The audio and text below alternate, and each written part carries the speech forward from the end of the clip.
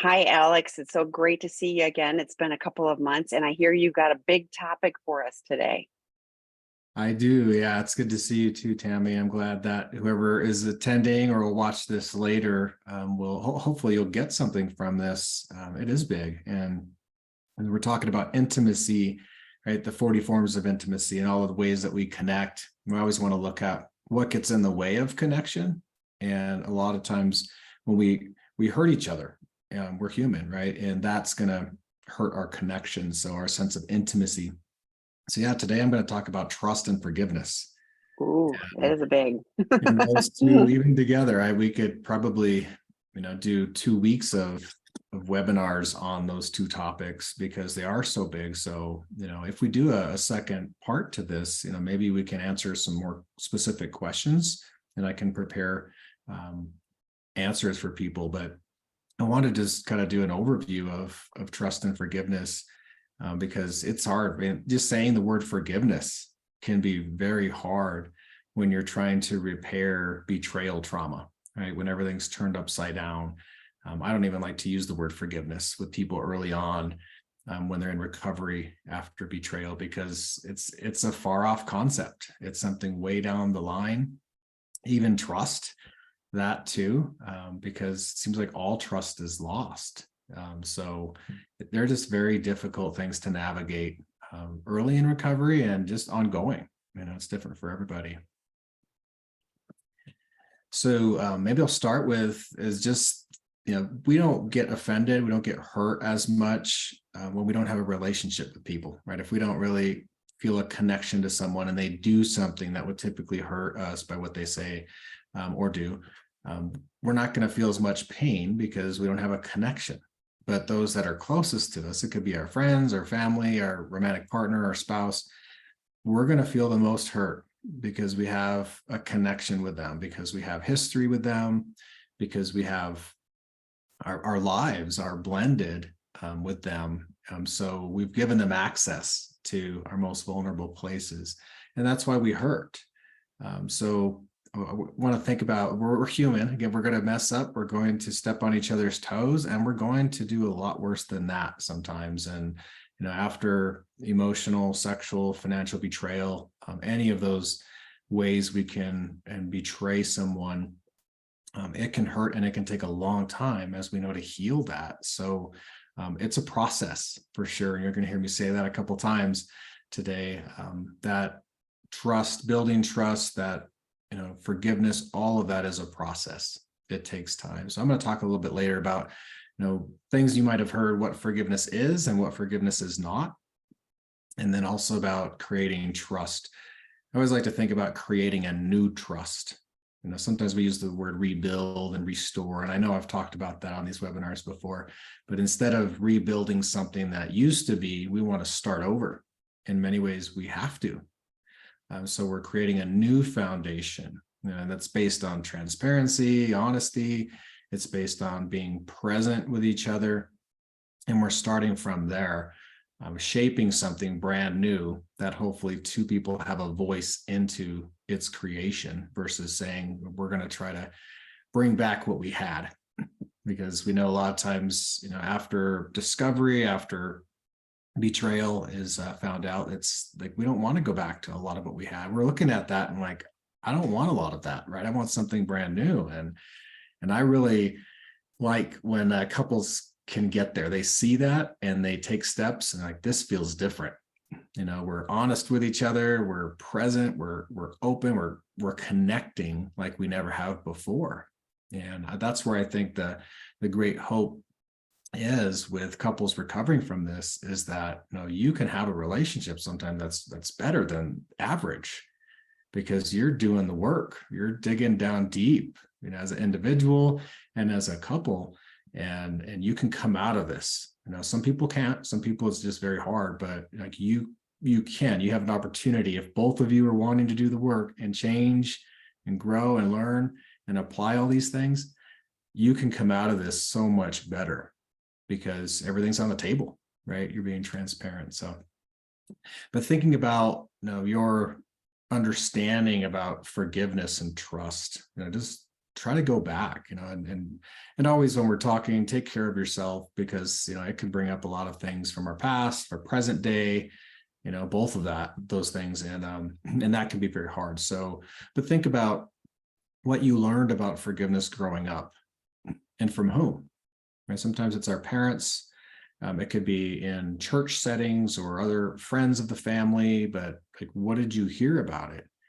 If you think about that, a lot of times, even as a toddler, we're just told to do it, right? Just forgive, and we're told, say you're sorry, at age 3 or 4 or whatever. And we don't even understand why we need to do that. And we don't understand specifically what we're repairing, what was the harm done. We're just told, say the words, I'm sorry. So we kind of get in the habit of that. And if we don't challenge that and look at that later on in life, we're going to find out, like in real time, that that's not adequate, right? Just to say, I'm sorry. So we say sometimes, I'm sorry, will you forgive me?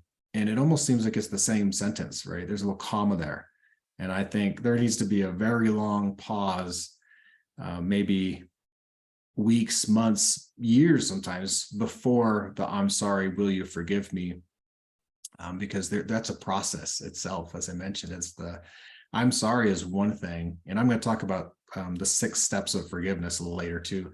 But will you forgive me? Of course, we want to be forgiven. We want to feel free. We want to be connected. We want, to have less tension and more connection. But if we are saying, I'm sorry, will you forgive me? We're basically trying to have someone expedite the normal human grieving and recovery process that comes with a relational wound, and just get right to the, set me free part. And we have to just slow down and give people an opportunity for them to work at the pace they need to in order to really forgive. And if you've heard of Lewis Smedes, he said this, to forgive is to set a prisoner free and discover that the prisoner was you. So we get free when we forgive. So he said, to forgive is to set a prisoner free and discover that the prisoner was you. Because if we're holding on to all this, like, we're the ones that are carrying the weight. And it's unnatural for us, I think, to forgive, like just to let somebody off the hook. I think it goes against our human desire for justice. We want someone to pay. Sometimes it prompts revenge in many cases in some way, right? You have to pay for what you did to me. So it is hard to release somebody, because we think if we do forgive them, then that's letting them off the hook, or it's telling them it's okay what you did to me, which is basically saying you can do it again. So we get pretty guarded, which we should be protective. But if we're holding on and we're hanging on to unforgiveness, that's going to affect us. It's going to keep us in that mental and emotional prison. But obviously, we're trying to prevent further pain. That's why we're not quick sometimes to forgive somebody. We need them to know the pain they caused so they don't repeat it. And we need to know that they really care about us and how we're hurting. And we need to be reassured that it won't happen again. So, and sometimes when the past keeps coming up, and this is going to happen a lot, right? This gets activated with different triggers and things in the present day, and the past behavior, our choices are going to come up. Remember that time 3 years ago or 10 years ago when you did this. And that's a cycle that we can get stuck in. And, it doesn't usually help, obviously, but it's a legitimate trigger that's getting activated that we need to pay attention to and work toward healing. So the past is going to keep coming up because that issue hasn't been properly or thoroughly discussed, that haven't processed it. Maybe the person who was the offender in that case did not own it and really give a genuine apology. So I think when they follow these 6 steps, those really help people move through an issue. And then, it doesn't mean it's going to be wiped away from our memory, but it's going to hurt less often. It's going to maybe come up less often. And Also, it's not going to come out with an attack, right? We're in pain, and it's going to become an attack. You did this to me, and it's going to sometimes hinder the hope that we have, because we are making progress, and it's just normal for us to have setbacks. So it's going to have us feeling like we're going backwards, and that just hurts both partners, I believe. So with forgiveness, again, we're going to mess up. We're going to need to regularly grant and receive forgiveness, right? We're going to have to apologize in an adequate way, and we're also going to have to grant people forgiveness. And sometimes the hardest person to forgive is ourselves. Right? We can be pretty tough on ourselves and beat ourselves up, and again, that keeps us trapped in that prison. So when we have shame, after betrayal, and we're not talking about this probably with a lot of people just because of the shame, the embarrassment, and maybe trying to preserve some privacy within the family and our friend circles. But with the shame, we're feeling isolated, but we're not even forgiving ourselves. We're taking the blame. So that's a process as well, just to be able to have compassion for ourselves and to forgive ourselves. To know, yeah, I've made some mistakes, and I know people that will say I'm not that person anymore. It's hard for the person who's been betrayed to just believe that, but we can choose to grant forgiveness in the portions and in the frequency that we can at any given time, right? We don't have to hold on to that unforgiveness, because again, we get free as well when we're doing that. And unforgiveness actually does physical harm. There's been research that shows that not forgiving someone, it's going to manifest, it can become chronic pain. Our bodies are going to feel aches. We're going to hold on to that, just like our bodies hold on to trauma. It is part of that trauma, that pain that we're feeling. So releasing that is going to help us, because our bodies weren't made for that, to hold on to all of that.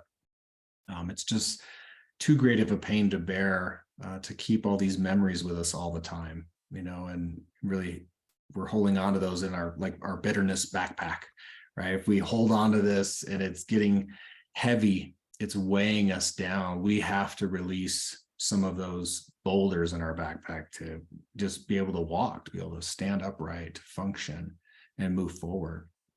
So I think it's a process again. So I think the best thing we can do with the information we have about the hurt, the betrayal, and the feelings and the thoughts that we have in response to that are in the present, we have to just be flexible. We have to keep making room for when new thoughts, new feelings, and memories get activated, that we need to process. We just have to, I think, have that expectation that we can feel like we've gone through a big part of it and healed and have forgiven. And we have to make sure that we know, some things are going to come up again. And it doesn't mean that I haven't forgiven this person that harmed me. It means that it's a process. It means that, I still have work to do, and I still have these valid feelings of anger, of sadness, of loss. And I'm going to talk about that so I don't have to hold it in. And when I talk about that with the person who betrayed me, I think it's our responsibility to make sure that we're communicating this in a way the partner can receive it and not spiral into shame themselves. So we can say, I'm mad at you today. Like, I'm hurt. I still can't believe what you did. And we can do that in a way that's not destroying them, right? It's not tearing them down, because they're not going to be much help to us to help us repair the betrayal if we've just torn down them, called them names or whatever else. So I think we need to remember too, we can forgive someone without them ever saying sorry or owning up to the pain they caused us. And we don't have to wait for someone to say, I'm sorry, for us to let them go, to release them of that pain they've caused us, right? That can be an individual process, that forgiveness. And again, sometimes we can't forgive someone if they've passed away, or let's say they just abandon us completely physically. We don't have a connection with them. We can still forgive them, release them from what they've done, even if they've never acknowledged it or said anything about it to us, and even did kind of a half-hearted apology, we can still just, you know what, I'm not going to carry that. And we can process that on our own. I think it's different if we want to stay in a relationship. I'll often tell couples when I'm working with them after betrayal that, to the partner, I'd say that the partner that was the offender or the betrayer was male. I would say to him, you hold the key to a lot of your partner's healing. Your partner can heal on their own from this and move forward and be okay. But if you're trying to maintain the relationship, if you want to stay in the relationship and create a new relationship, you hold the key to a lot of your partner's healing. So we can heal on our own, but if we want to be in a relationship, that's different. I think we do need to have the other person regularly own up, acknowledge, and apologize. And sometimes I'm sorry is not enough, right? That just, we have to give that phrase a break or take it out of our vocabulary for a while. It's so much better to communicate the exact reasons, the exact things we've done. And as best as we can tell, the pain that we caused that resulted from what we've done, it's better to have that conversation just to say, I'm sorry, than if we're just saying, I'm sorry, that's not, for what, right? We don't know until someone acknowledges. So, and we could always have healthy boundaries with people, if it's someone in our family or someone else, we can go through the forgiveness process. And sometimes it takes years for people, and have healthy boundaries where we don't have to have the same type of relationship with them. We don't have to go back to that kind of closeness. We can keep people at a distance, a safe distance. So forgiveness comes, I think, with boundaries. It helps us remember that we're honoring ourselves. We're just not letting you all the way back in until, or if this is healed again and you understand it. So a few things about what forgiveness is and what forgiveness is not. So I would say forgiveness is a choice. It's something we get to decide if we're going to do. But again, it has the health benefits if we do. I think forgiveness is a bitterness killer. It's resentment prevention, right? We are preventing resentment, this holding on to these feelings and thoughts, and these bitter feelings. Forgiveness, like I mentioned, is a process. Our pain surfaces over time, and grieving is a process. We sometimes go forward, we sometimes go back. We feel anger, sadness, acceptance, and we're just all over the place sometimes when we're grieving a relational violation. Forgiveness is risky. It's vulnerable.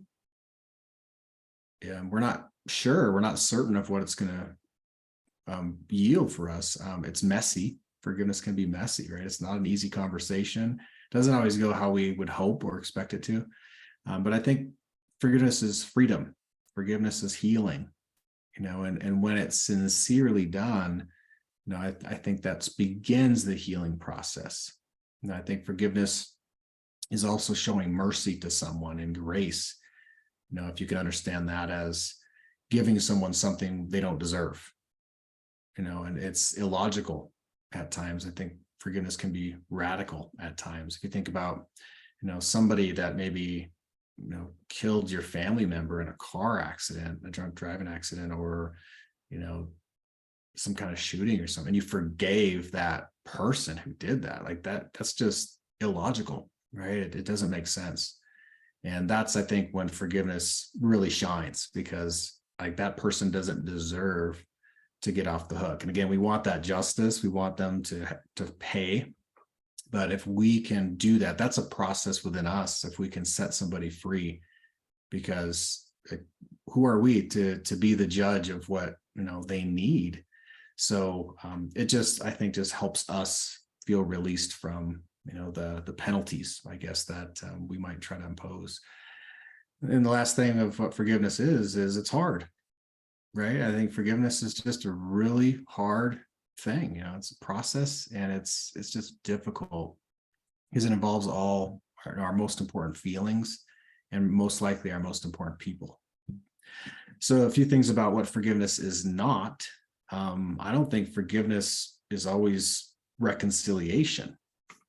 That's where the boundaries come in. Just because we forgive someone, it doesn't mean we have to reconcile with them. If it's someone that really harmed us and abandoned us, I don't, and this probably is different for people depending on their values and how they have understood this concept, but it doesn't equal. I think that's a separate process, right? There's apologies, there's forgiveness, and then there's reconciliation and trust. And so just because we forgive someone doesn't automatically mean we're reconciled to them. That alone is a process.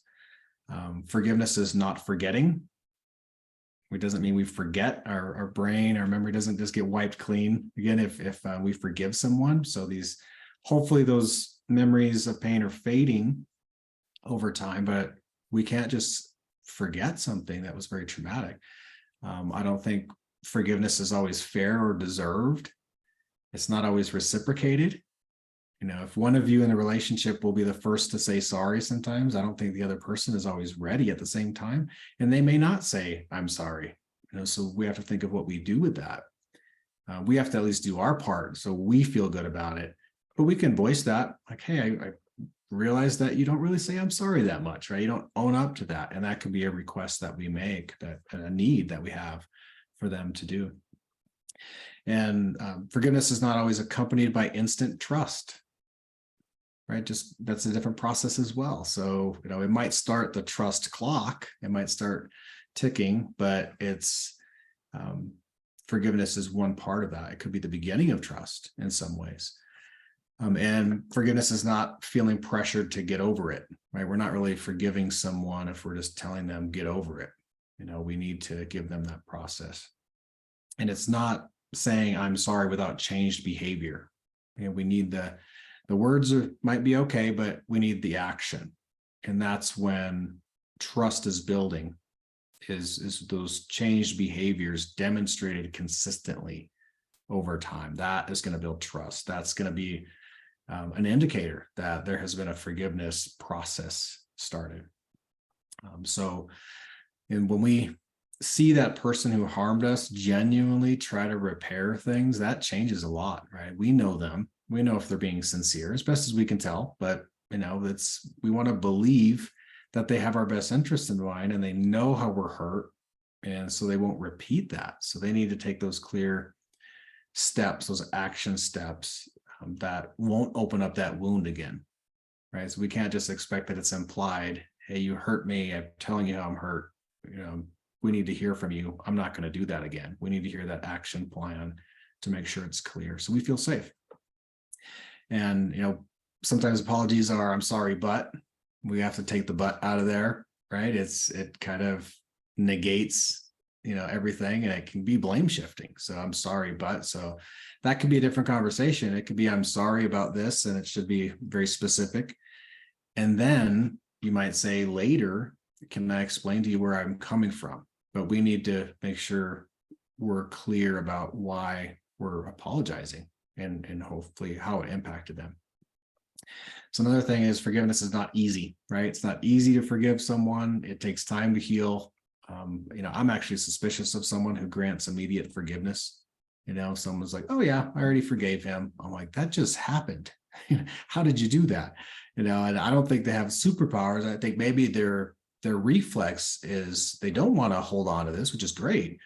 But I think, again, we need to leave room for the process, and recognize that this pain could surface. And to be honest with ourselves, like if it's a big offense, it's going to take some time.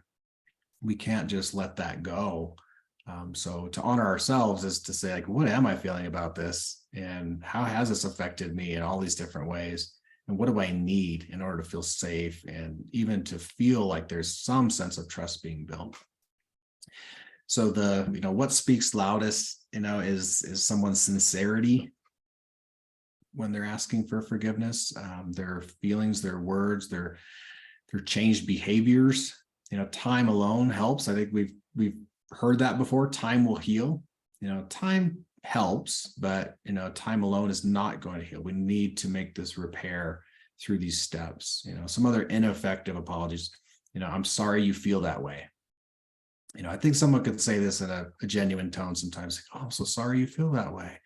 But a lot of times we're saying like, I'm sorry you feel that way. It's kind of dismissive, like, well, too bad for you. So we have to be careful of our tone, and if we say things like, I said I'm sorry, it's probably not coming across as very, sincere and sorry. So we have to be aware of that too.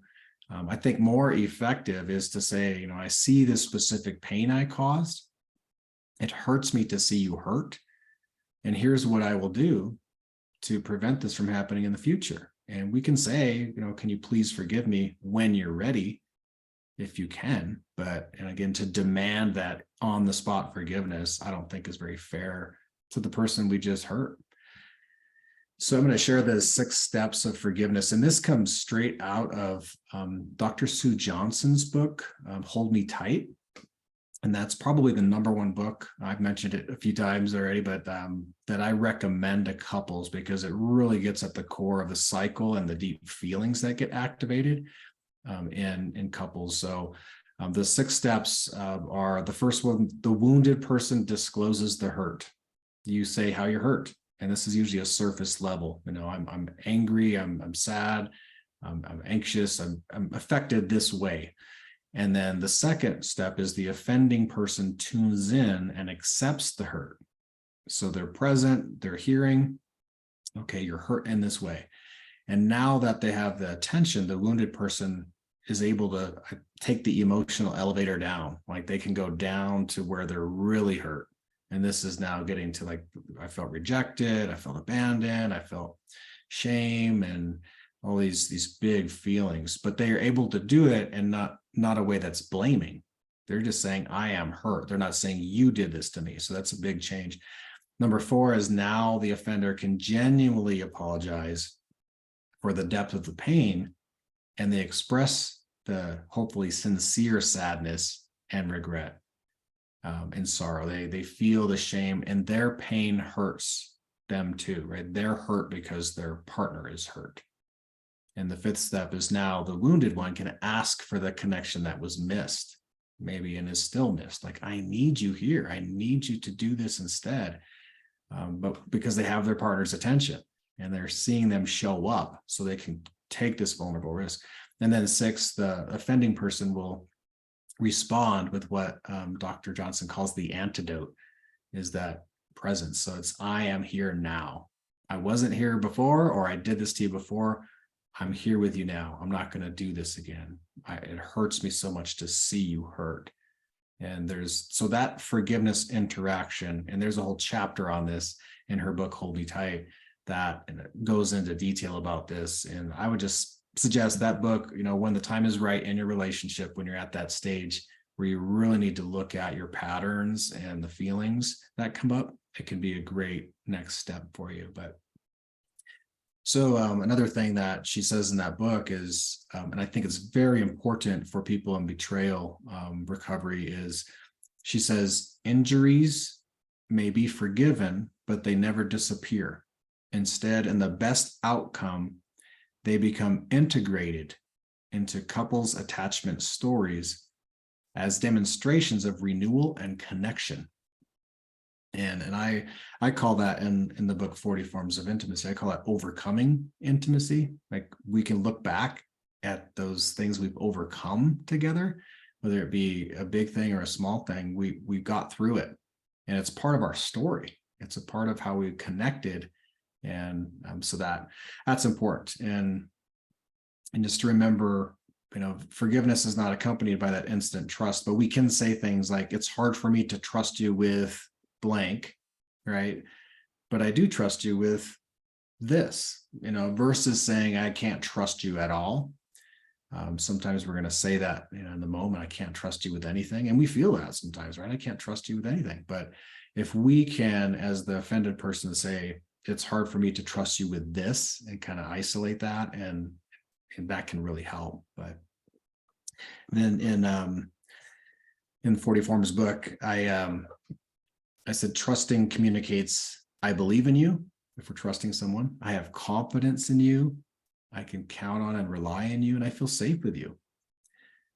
I feel peace about you and our relationship, and ultimately I know you'll be there, right? So that's what trusting communicates to someone, right? Is I know you're there with me. And one of the hardest things too is that this difference, this gap or lag time of, if you are the offending person and you did something, but you've changed in many ways, you're learning a lot and you're making different choices, you're heading down a new and healthy path, you might be trustworthy in your mind. You're like, man, I'm walking in integrity. I'm doing all the right things. I know all the horrible things I've done, and I'm not doing that. Like, I'm doing all these great things, but our actions and our sincere words still need to be demonstrated over time, right? Our partner who's betrayed is not going to believe that, obviously, right away. So they're going to need to catch up in their belief that we are a trustworthy person. So I've seen that come up many times where, there's this gap, this period, and we have to be patient. Like, we were living a certain way for so long, and now we're not. We have to be sensitive to the betrayed partner that I get it. You're not going to believe that I've changed. I need to demonstrate it over time. And that's what helps, that motivation, that sincerity, we're doing things differently. That's what's building a new trust in the relationship. So that's very important for us to do, to be emotionally present. Like I've talked about in previous webinars, that emotional presence is very important for staying engaged with each other in a tough conversation. When we want to run, when we stay there and we persevere through those delicate moments and those triggering times, when trauma is right there before us, when we stay there, that's building trust. It's saying not only that you matter enough for me to stay present with you, but the partner is starting to trust that they can count on you to be there. And that's a very important part of their healing process, just to be present with them. And one last thing I'm going to share that, is a reflection. If you're a betrayed partner, I think this is hopefully going to help you a little bit, because I think a lot of people, they don't want to be triggered. Nobody wants to be triggered by things, right? These external cues. They're just kind of caught off guard, thrown off balance. And we don't want this as a betrayed partner. So after a trigger hits, I come up with these like 6 reflections. So it doesn't feel like you have to go right to your partner and they feel the heaviness of this trigger that might not even been something they have done. So let's say movies, right? Movies are going to trigger. There's so many triggers in movies and in song lyrics and different things. So let's say there was a cue or a trigger in that movie. Maybe it was someone being unfaithful or something like that. But so the first step, what was the cue? First, identify that. What was the trigger? And then the second, what am I feeling? On a surface level, it might be I'm mad. Like, I saw this trigger and I'm angry. And then the third, what am I feeling on a deep level? Well, I'm feeling fear or rejection or abandonment. So all of this is just self-reflection, what's happening in me. And then the fourth is, what am I thinking to myself right now? And those thoughts might be, I'm not worth it. I'm comparing myself to this other person I saw, or I can't believe, my partner did that. And then the fifth is, are these thoughts that I'm having about old or newly or recently created pain? Like, is this a new thing that happened, or is this about old pain? Because we can be triggered years later about something, right? Just like that. So, and then the last one is, if this pain is connected to an old trigger or old wound, what does my partner, what had they done recently that helps soothe this current trigger, right? And this is happening in me. So I could say, oh, I know he's learning about empathy. I know he's practicing to be present with me. He's really, the old him, sometimes we say that the old him would not even talk to me, and it might say like, you're overreacting or you're being too difficult. And he hasn't done that for months or years. So it's kind of that last step is taking these first 5 steps, the self-reflections, and saying like, I need to look at my partner for what he's been doing. And this is an old trigger. So if we did that before we came to our partner and just like basically talk to them about this trigger we're having, I think that could change a lot. And if we could show up to them and say, hey, I was triggered a few minutes ago. I saw this scene in a movie and I went through this whole process. I was mad at you and I felt these raw feelings. And I realized, like, you've been doing a lot of work, and thank you. Like, that would change a lot, I think, if we're managing triggers in that way. So I know it can be hard, but I think just slowing down, being aware of what we're feeling helps us know what we need in the moment. And sometimes we need self-soothing. A lot of times we need co-regulation. We need that soothing from our partner, and it just helps us understand what we need. So I know that's the end of what I was going to share so far on these two big topics. They relate to each other, right? Trust and forgiveness. And I'd love to hear any thoughts you have, Tammy, and then if we have any questions from people that are tuning in. So I'm going to invite those of you that are joining us live. At the bottom of your screen is Q&A, and just type your questions in there. And I love that you talk about create a new trust, because I hear often people talking about rebuilding trust, and I was like, but if he, and I'm going to use he and she pronouns just for clarification, if he has always been lying to you, these are old patterns, then it's not about rebuilding trust. I love that you're talking about creating a new trust, creating a real trust, and it takes time. If you are joining us and this is like, we are so not there, I hope you take it as a vision of what can happen. This is a process and it isn't overnight. I love, Alex, that you're talking about, the quick, forgiveness. And I think there are societal pressures, I'll call it that. There can be pressures from a lot of different people to you need to forgive him, and you need to get over this, and in the meantime, he is not becoming trustworthy. I was talking to one of the calls I had just before I got on here anonymously, is it's a long pattern, and the behavior is less, it's not active with a live person, and so, but it's like that justification of, well, I'm doing better, but there's still this whole pattern of, I was like, but he's still not trustworthy, and I think it was one of those, it was a betrayed partner, and she was kind of like, oh, like somebody was owning, so sorry, my phone is ringing off the hook today. She was, that somebody was owning, you can't have trust if someone isn't trustworthy. So when you're talking about all of this, it is key. I think with forgiveness, a couple of things that I mean, I love the quote too, to forgive is, we're the prisoner of this. And yes, there can be forgiveness in a relationship, and asking for forgiveness. I thought, wow, how vulnerable. But I will share, this was like 20 years ago. I don't even remember what I did, but it was with a coworker, colleague. And I don't remember what I did, but I said, I need to make an amends to you. And that's the language I use in recovery, because sorry is so trite. And when you're talking about, even, we're little kids, barely able to talk, and we're sorry, and there's no connection to it. So I think it can be rote and without meaning, or just hoping that we'll magically get over things. So I use the language of recovery, which is, I owe you an amends, and here's what. And I still remember her name, and I said, I owe you an amends, and she said, I forgive you. And the power, like I 20 years later, I still remember she forgave me, and that was so powerful. And you talked about like forgiving ourselves, and I hear both sides of the equation. Betrayed partners that are caught up in the, I'm so mad at myself that I stayed with him, or that I didn't see this, or whatever it is, and to learn to forgive, that you're human, and they're, an addict is highly motivated to blame shift and show you a facade, and to learn to go, I'm doing the best I can, and I will forgive myself.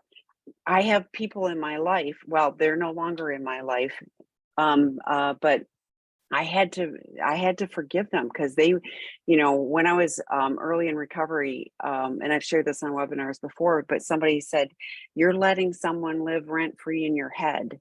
And I hated that. And so I had to really work on that. And there are people, and I'm not exaggerating, I'm not paranoid, they would be delighted if I was, if I was spending all kinds of energy, being angry and upset and feeling those toxic things. And so to learn to forgive them and have it be neutral, most of the time.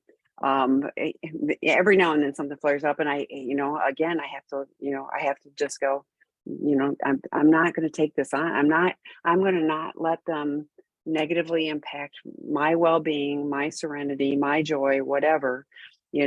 It's easier and harder, with people that are out there. I think it's easier on some levels because you don't have to see them all the time, but it's also harder, because you can't repair a relationship. So I think it can be more challenging. I love the analogy of the bitterness backpack.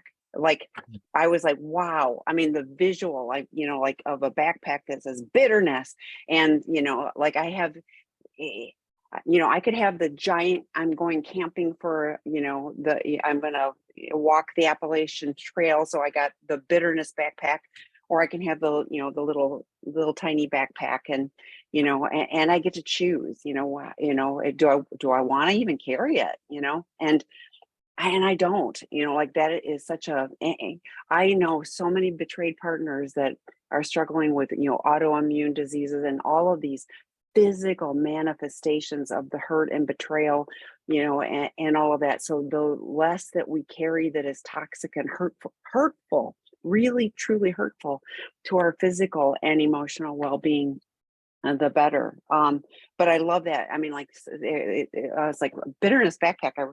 And I think when you're talking about forgiveness and boundaries, that is so key. Forgiveness isn't like, oh, yeah, I'm giving you permission to do it all over to me again. It's like, I forgive you on this, and I still have my boundaries for my health and my safety, and so it isn't, I forgive you and all is well, and you're absolved. And I do think the timing is always interesting, because especially addicts, we're going like, I'm doing better. I've been in recovery for 5 minutes, and see, I'm changed, and there, it is showing up differently with actions over time that shows that we are changing. So and I also I underlined and highlighted, because I've got 4 pages of notes, so it's not reciprocated. And I thought that one caught me too, because I was thinking it can be, well, I forgive you, I forgive you for that. Now, are you going to forgive me? Or, like, or you owe me an amends, like that whole, tit for tat. And I'm like, no, it's like, I have to do what I need to do for myself, regardless. In recovery, we talk, if you're going through the steps, you make amends. Regardless of what the outcome is, you're doing it because it's part of your program, and someone could completely reject your amends, and that's their choice. But I'm not doing it for that. I'm doing it because it's the right thing to do to clean up my side of the street. So the not expecting the reciprocated, even when it could be owed, but that's a timing thing, for someone else. So I know we've got a question too, but like, such good stuff. I was like, I mean, seriously, those are my highlighting. Great. Yeah, it's a process. It's a big thing. And we just haven't learned a lot growing up. Like, people didn't model that for us well. Our parents or caregivers, or just circles that we were in. And it's just that expected to, the societal pressure, like you said, we're just expected to do it and move on. And when there's these deep betrayals, like this deep pain, that doesn't apply, right? We can't just move on. It's just so many parts of this that we have to process and unpack and talk to somebody about, and identify these different feelings we have, that we can't just move through this and like we can with other things, right, that are maybe a lot less severe. Yeah, interestingly, one of my meditations this morning talked about forgiveness. But the comment was made to forgive completely and entirely and to never take it back. And I was like, I am so not there as a human being yet. I mean, like I could aspire to that, but something's going to poke me, and I'm going to, like it'll come to my mind, and I have to turn around and let it go. You know, Ideally I turn around and let it go, and I don't, ruminate over it and, get all caught up in it. Cause again, that is, not helpful for me. So the quicker I'm able to do that, but this person's particular guideline for it, shall we say, is, you do it completely, and, you never let that. And I was like, wow, I'm gonna aspire towards that, but I'm telling you that after all of these years of working on myself, I'm still not there. So It's hard. I mean, I think it's one of the most difficult things we can do, right? For several of the reasons I was mentioning today. Like we don't want that harm to continue. We need that reassurance that that person gets it, and they're not going to do it again. Otherwise, like we're just going to be guarded, and we're not going to have a level of intimacy that we want, because we're always worrying, we're anxious in the background of our attachment, and if someone's going to harm us again. yeah, yeah, and that keeps us from building a new trust. Mm. The that keeps that gap, in there, instead of us moving forward. If I always have to stay, guarded and protected because you're not safe, then we're not going to be as close. I'm not going to want to be vulnerable because you aren't, that isn't a safe place for me to go. But- so we have a couple of questions. Hi, if for now I am staying in a relationship, is forgiveness possible out without trust? My husband is sober but not in recovery. Yeah, I think forgiveness is very possible without trust. Might need to happen before you trust. And again, that if we look at that forgiveness process as something that's individual, even separate from what our partner's doing to repair this, it's just I'm letting them go in this way. Like I can't be harmed. I'm going to do this. So that's it's good that he's sober. I like that. And I would say the in between the sober and not in recovery, like what are the behaviors, right? Are those being changed? Are they different? And are you seeing that demonstrated over time? So if someone is in addiction, they need recovery, right? They can't, like, being sober is not enough. That's the first step, and hopefully it continues. But in recovery is now I'm leading a new life, making different choices and being healthy. I'm taking care of myself and my important people, and I'm learning that and with other people, right? So if we're just sober and we're doing that as an isolated activity, we're not, it might not last, right? It's going to be tough. So obviously you might not be able to push them into recovery, but you can certainly request that, and as a critical need of yours, if the behaviors are continuing, because someone could be sober from a chemical or a behavior, but like the mindset, and the treatment of you and neglect of your needs or having you feel safe, that might not improve. So we need to make sure the relational things are changing, and then also the behavioral things on his side. So I think forgiveness is possible without trust.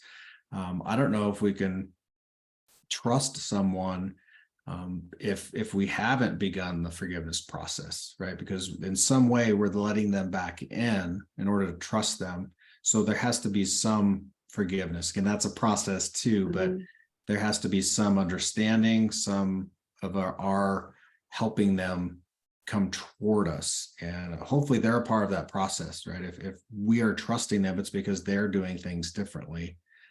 So that, I think, involves both people. The forgiveness, we could do that, one person can do that. So And I think and I absolutely see abstinence as just stopping the problematic behavior. Sober is I'm maybe starting to do some things, and recovery takes some time. And it is just like Alex said, it is living differently, it is showing up differently. So if that's on the process, but I think forgiveness, like, yeah, I could see you being able to forgive his behaviors in his addiction. It's not an excuse, it's a reason. But if addiction is a maladaptive coping mechanism, and he's learning to do things differently. He's stopping and he's showing you with his actions, but again, the forgiveness is, and maybe I'm able to forgive the it can be reprehensible behaviors, the hurt and the pain, that he's caused because of his brokenness. That may be a place for you to start. And I noticed I caught when you were like, I don't think trust can be built if there isn't forgiveness. And I was like, I think you're right. Like I'll have to think on that one some more, but I was like, I think you're right. Because otherwise I'm holding on to this pain, and it would be hard to build, because I would be constantly tapping back into that very deep well of pain and resentment and all of those things. So it would be difficult to build trust, if I'm so caught up in that. So but I do think, for your sake, and not quick, but forgiving, so that you aren't carrying that toxicity, could be useful for you. Okay, next question, Alex. This one's a good one. How to tell the difference between genuine forgiveness and spiritual bypassing? Yeah, I think the spiritual bypassing might be that immediate, we're kind of reverting back to the say you're sorry, or I'm just supposed to do this because it's the right thing to do. So if we know it's just kind of automatic or robotic and someone hasn't gone through the process, it's probably more of that. I better do this. I'm told I have to forgive. That genuine is going to be different for everybody, because that person, and if you see a shift, if you see something different in their eyes, in their body language, and I think it's again consistently lived out, it's again, the genuine forgiveness includes that changed behavior too, which again is on the way to rebuilding trust. But the genuine is, I really like those 6 steps I shared from Sue Johnson. I really get the pain. If you're crying and you're hurt, the other person who's trying to repair this doesn't have to cry, but they need to be able to show some type of emotion in the way they can, right? Some people aren't going to be quick to show that on their face, or have tears, but just look at them. What is there any change? Is there any shift in their tone and their demeanor and their genuineness over time that shows, hey, they're forgivable, or they're forgiving me, versus just this automatic, sometimes the spiritual bypassing it's a one-time thing, right? As we say it, like, yeah, I forgave him, versus like that being a new part of your story and being able to talk about it when the pain comes up again. So I hope that helps out a little bit. Yeah, and I was thinking too, it's like, like I said, I'm not letting somebody live rent free in my head. So, but not compartmentalizing easy. I think it's really easy to go, okay, I'm forgiving that person, so I'm tucking that up on the shelf and I'm shoving a whole bunch of things behind, in front of it, so I don't have to think about it again. But it's still there, And so, if I'm doing the work to forgive somebody, I'm going to not be weighted down by, a bunch of extra baggage. So I think it's a genuine feeling, for me too. I'm not very good at staying in touch with my body, but I do notice if I'm clenching my gut, I'm like, there's something going on and I have to pay attention to that. And I think that we can get kind of used to like always being in that activated state. And so really taking a body scan of like, are my shoulders, am I experiencing headaches? What's going on for me, in my body is a good indicator possibly of what's, of what I'm really feeling, not what my head is telling me to you forgave that person. So I think that body connection is key. That is, yeah, our body is going to be faster than our mind in that sense. It's going to tell us something. We need to develop that again, our listening to our gut or intuition. So my SA husband does not feel comfortable talking to fellows. He says he feels more connected speaking to friends, but I don't feel okay with that because they don't understand in the same way as people from groups. Any ideas? Yes. Recovery isn't like, if you're comfortable in recovery, especially early on, you're not doing it right. I'm sorry, but like, it's looking at doing life a whole different way. And you're right. You're eh, you know, like we talk about betrayed partners, you need support of other betrayed partners because they get it. Addicts, friends aren't going to hold somebody accountable. And a lot of friends will go, oh, that's just a guy thing. Oh, that's, all guys do that, and minimize, and she should get over it, all of those type of things. So I would encourage you to hold your healthy boundaries about this. And if he, like Alex was talking about, if he's committed to doing things differently, then it's his actions. And even if it's uncomfortable, you know his friends aren't going to help him do the steps 4 through 9 are, making a list, making amends, all of those things. They aren't even going to know what those are. How can they help him? Great that he's got supportive friends, but it's the accountability and connection with people that are doing this work that changes things. So sorry, I didn't mean to jump on that one. Go ahead. No, that's perfect. I agree with that, Tammy. It's like those people are going to get it, right? The ones that are in there, the ones that are, because people that show up to groups, if it's a fellowship group, they're probably getting some insight from podcasts and their therapists and other groups and different things. So they're bringing in recovery related insights. So they're going to get something versus a friend that's not doing anything to improve the situation. They might not even have the same struggle. So we're not learning much from them. So they could be a good support for us. We need to have support people and to talk to them. And that's just going to be a different thing, right? A friend's going to know you in a different way. And we need to have support from people who are there, who have been there and can challenge us and keep us accountable. So I would say, yeah, the feel comfortable. We're going to get uncomfortable. Anytime we're going to change, we have to be okay with being uncomfortable so we can grow and we can do things differently. And that's a vulnerability thing. Like, it feels like to me, fear or vulnerability of like, I don't want to talk to people I don't know about these things. But it's also part of that accountability is, if I tell people who can call me on my stuff, then like, that's going to not be fun. And friends are, like I said, going to be dismissive. They don't get it. I've had friends that have gone, you still go to those meetings, and like, they don't even have a concept of what it is or why that's still important to me.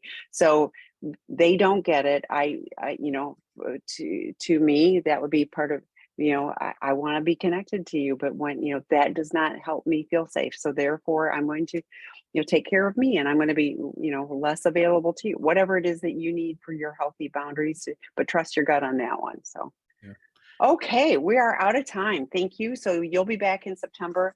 Like, there's way more. If you dig into this again, that would be very cool. But whatever you come up with, it's always great. And I'm grateful to see you. Thanks for, and I'm going to get the calendar fixed because I did notice that this wasn't posted. So recording will be posted, but we'll see you again next month. So Great. Thank you, Tammy. thanks, Alex. Bye, everyone.